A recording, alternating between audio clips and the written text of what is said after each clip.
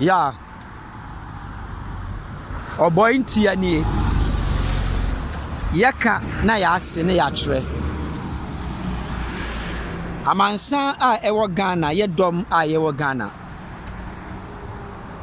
Montie asem wo ya mekan na yentu ye hofo emfiri enoma bi ho.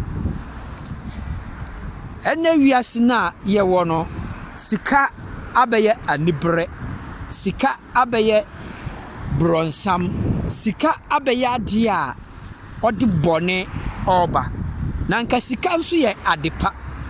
Nanso ne kwanya ye fa so a ye pesika ntino. Sika abeye demon amaye. Ene mrantie ede omo yanko nipa age sika. Omo oku omo ankasa mpana. Omo oku omo ankasa ire. Ne nipa de ne ba aworo no ode na kwakoji sika duro. Adentia.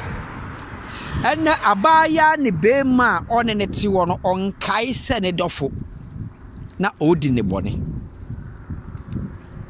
Ene nsa na koye benkum ni nifa. Enka wo si benkum dware nifa na nifa so dware benkum ba na de eni ho saa. Ene nipa oye nipa bone a ondwene ho. Onua. Momma ya masika yankai hunu se sika.